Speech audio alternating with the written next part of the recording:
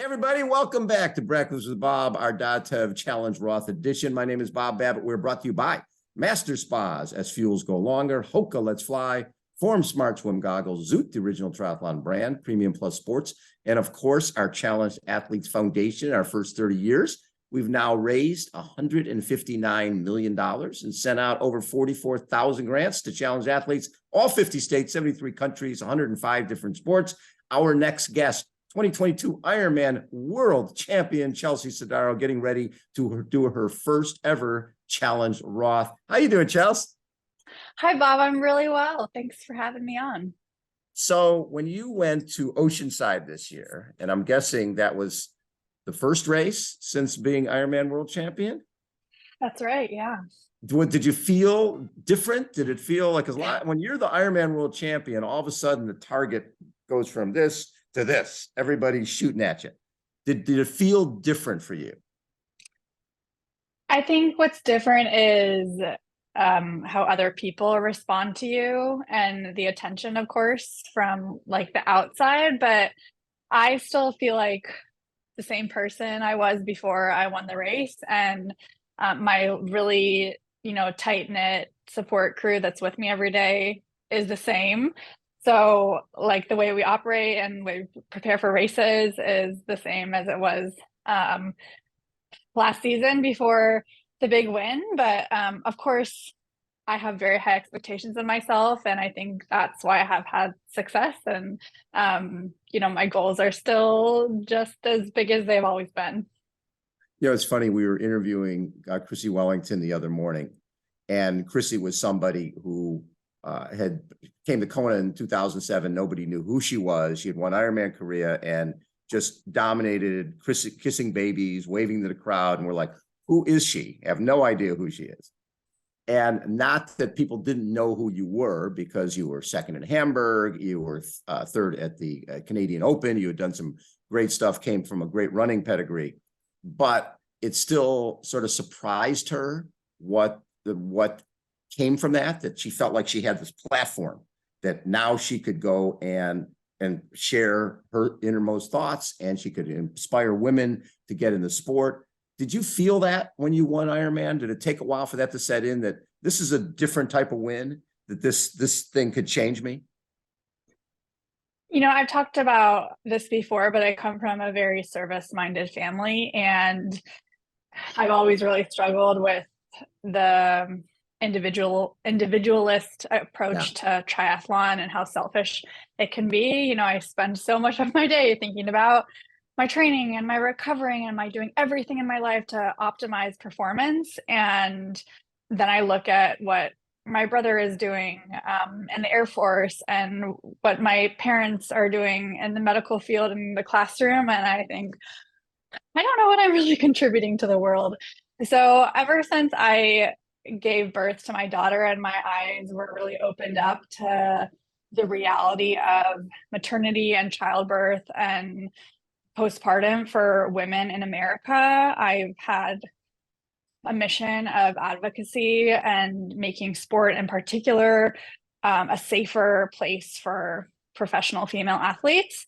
And so I have been kind of talking about these things since I first started racing after coming back from childbirth, and now I kind of feel like people are listening. Yeah, they are definitely listening. And when you went to Hamburg and went 8:36 at that race and finished second to Laura Philipp, who had second fastest time in the history of the sport at iron distance that day, did you come away feeling like, okay, this iron distance could be for me? Absolutely. I was really surprised. Well, first of all, my buildup for that race was a total disaster. I work with Dan Plews, who is the most brilliant coach in the world, and he knows how to prepare his athletes for Ironman. And I completed maybe 60 to 70% of the training that was prescribed. If you talk to him, he'll tell you like our goals for the race kept on getting like less and less and less ambitious as we got close to race day. And so I think I was a little bit surprised with how much fun I had out there. The sensations are a little bit different than 70.3 or Olympic distance racing. It's like a super long, hard training day. And I really enjoyed it. And I'm surprised with how well I handled it and how good I was at it. And, my quads shut down the last 15, 20K of the marathon there in Hamburg. But I thought if I can be a little more consistent in my training, maybe I could do something special here.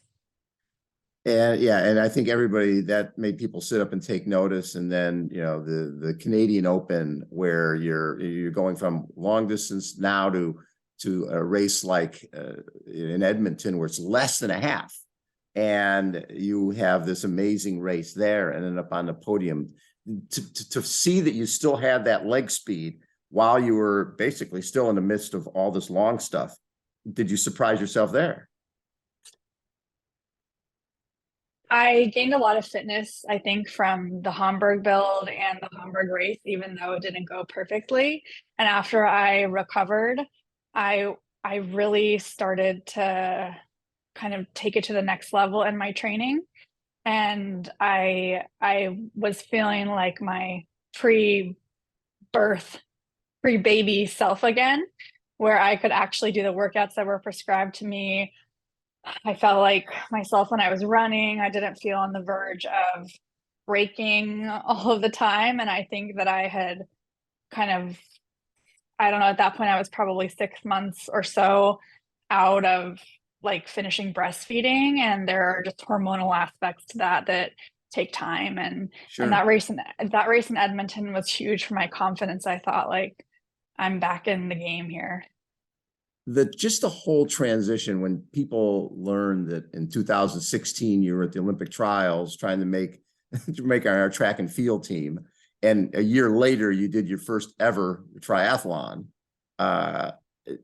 People 6 years later, you're 5 years, 17, 18, 20, you're Ironman World Champion with obviously a great running background. People wouldn't say a great swimming or cycling background. How do you explain that you were a short distance track athlete and you're going, okay, I'm going to go do something that's 8 hours now. Just mentally, how do you grasp it? I remember one year I was talking to a woman named Lisa Martin, who was a great marathoner. And she was like, I said, it's so cool that you're this amazing marathoner. She says, well, I'd much rather be a 100-meter person and be done in 10 seconds. To wrapping your mind around, okay, what I used to do for training compared to what I'm going to be doing is just, it's two different worlds. Yeah, I think that I am a testament of what is possible when you mix talent with an amazing support system and really, really smart coaching. I think one of my greatest gifts as an athlete is having an attitude of teamwork or welcoming teamwork and really delegating things to other people that I'm not good at. I actually started working with my coach Dan when I think I hired him when I was 6 weeks pregnant. And so we've really gone on this like quite epic journey together. And he got me in the lab when I was 12 or 14 weeks pregnant. Yeah. And he had me do some testing on the bike and the run. And we finished the test and he said, Ironman is your future. So I think that we could tell just from that. Yeah, I think that we knew, and that's actually why I wanted to work with him, because he has the amateur course record for the men in Kona, which is quite similar to the course record for women in Kona, and he knew exactly what it would take to go that fast. So, he has that like in race experience and then the scientific background and coaching experience, and got me in the lab and said, yeah, you're made for this. So Dan is racing Challenge Roth. He is, yeah. Yeah. And he usually does about the same times as the top women. So is there a little wager here on you and Dan go at Challenge Roth? I think it's sort of a lose-lose. I mean, it's a win-win situation, a no-lose situation, because if I go faster than him, like we're both going to be really happy at the end of the day. So, like the best part of this really has been the opportunity to train together for the last 4 or 5 weeks. Yes. I have been based in Switzerland in St. Moritz for a month, and then here outside of Zurich in a place called Dottingen for 10 days. And I've been with my coach Dan and training partner Jan van Berkel, and we have just had like the best time, really amazing kind of team chemistry and lots of positive vibes, and I've worked really hard together. So I think like the energy and fitness are high going into a week from Sunday. So the other thing that I look at in 2019, getting third Indian Wells, 70.3 Buenos Aires, winning Augusta, and running 119 off the bike, and then fourth at 70.3 Worlds, first American. There were signs that something's coming here. Something is great. When you finish that season, obviously you're going 2020. It's going to be awesome. COVID hits. You guys get pregnant and the whole world changes. Right away, did you feel I'm still going to come back after I have the baby? Or was it maybe I'm done? No, absolutely. That was part of the plan the whole time. I am like very passionate about my career and also about family. And I felt like there was no reason that I couldn't pursue both of those things. There are really amazing examples of women who have done that and who are doing that. In fact, my coach in running is a woman named Magdalena Boulay, who made the U.S. American Olympic team when her child was 2 years old. And then Alicia Montano is also a dear friend and former teammate of mine who has spearheaded the Dream Maternity campaign that was featured in the New York Times op-ed about how female athletes are being treated, and has been a huge part of changing the landscape for women like me. And Exactly. when we have the right support, anything is possible. Well, and before you, Natasha Bodman was the only mom to win the Ironman World Championship. And that's, and I know the type of person you are, you want to see lots more. There's really no reason that a woman can't be a mom and be an Ironman World Champion. And you're proving that, and Natasha proved that back in the day. But it is pretty interesting that it's been that many, it's just 40 some years of Ironman and only 2 moms have won that event. That's pretty, it's something that needs to change.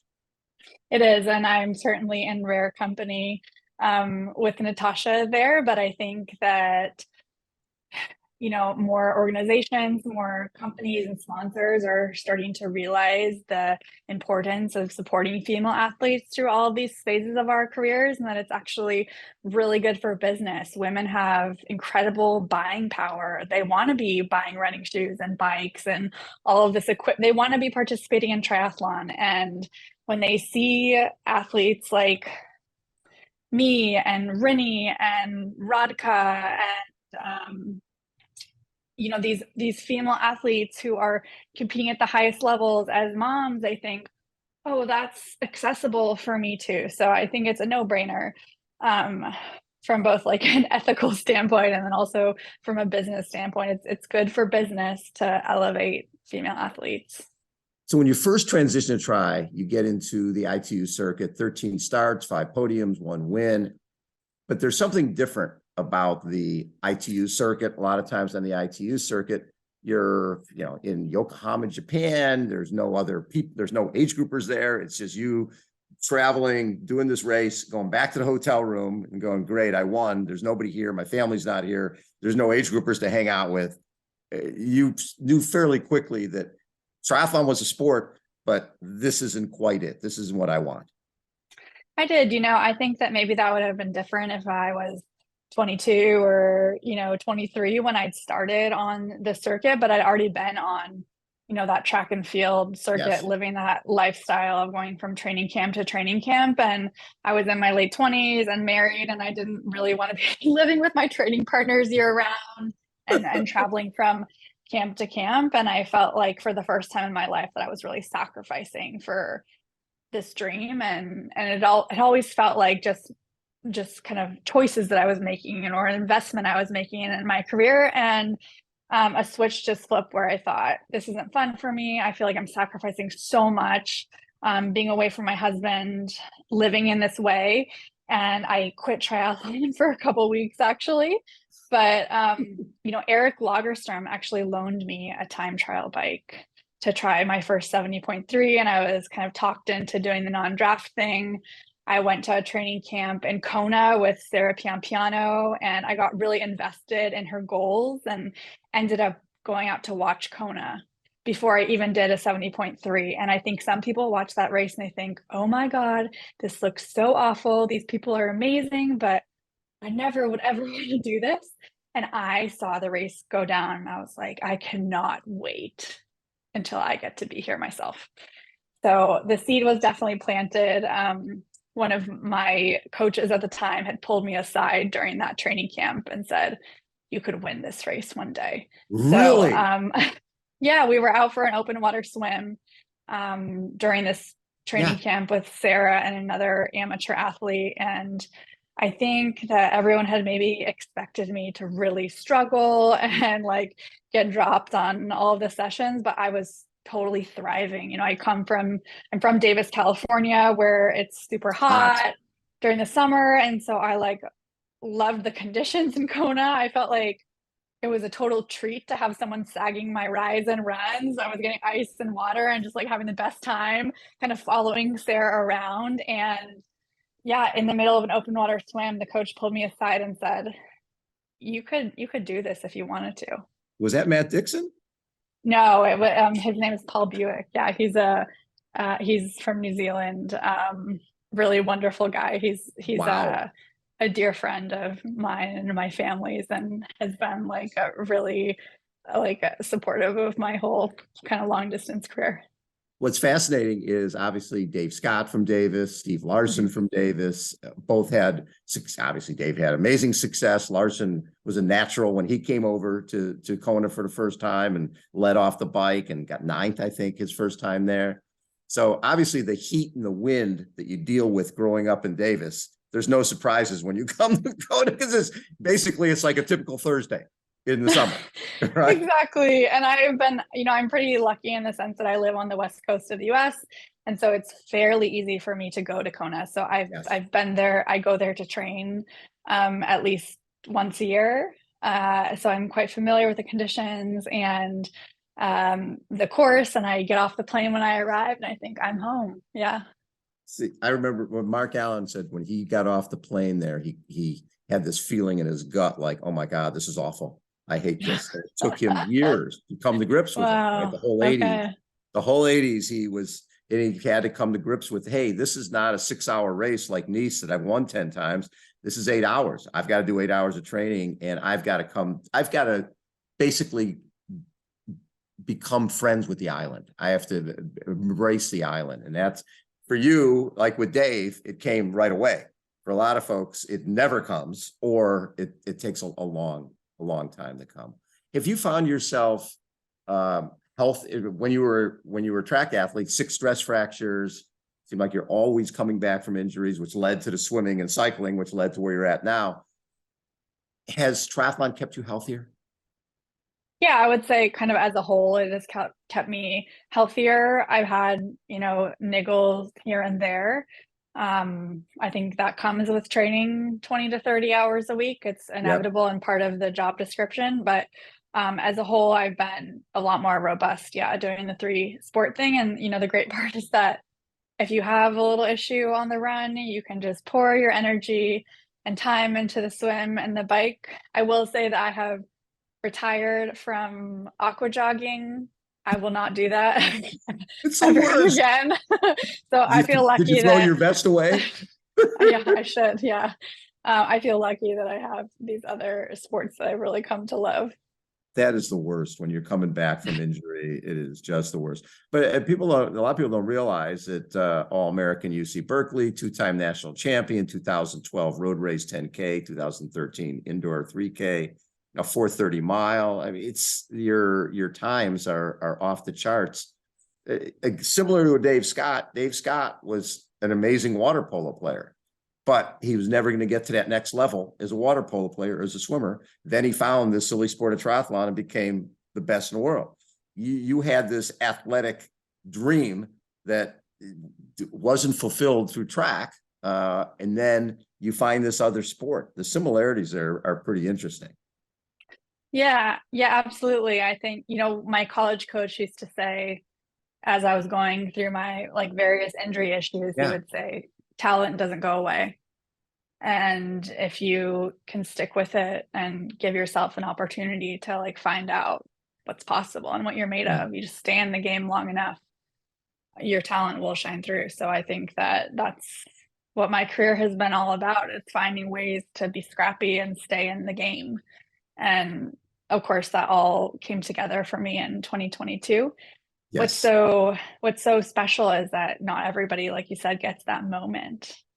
And I don't think I'll ever, there's so much I feel that I have to look forward to in this career. I think I'm just kind of scratching the surface. I've only been doing Ironman for full distance racing for a year. And so I'm really excited about my potential there, but also to get that win in Kona, that was so exciting and surprising and just like pure joy with, my husband and my daughter and my parents there at the finish line, are like super tiny, small shoestring operation, like celebrating them in that way was, there's nothing like that. So is Steve, your husband, a sub 4 minute miler? Yeah. Who comes over to Kona. Does he like the heat? Does he like it? He hates it. He hates the heat. He is such a champ. He totally fires up and is a stud. But he does not enjoy the conditions. He comes from Northern Italian heritage. He, is like freckled and was a redhead. So it's not his jam, but he does it for love. He endures it for love. The funny part is Sarah True coming over to do her first Ironman World Championship, and her husband, Ben True, great runner. He would go for a run every day and come back and go, "This is horrific." And he'd run like 4 miles. "I can't believe anybody is going to be running in this. This is awful." And she's like, "Dude, I have to run a marathon on Saturday. Could you please shut up?" Attitude, Ben. We need an attitude adjustment. Exactly.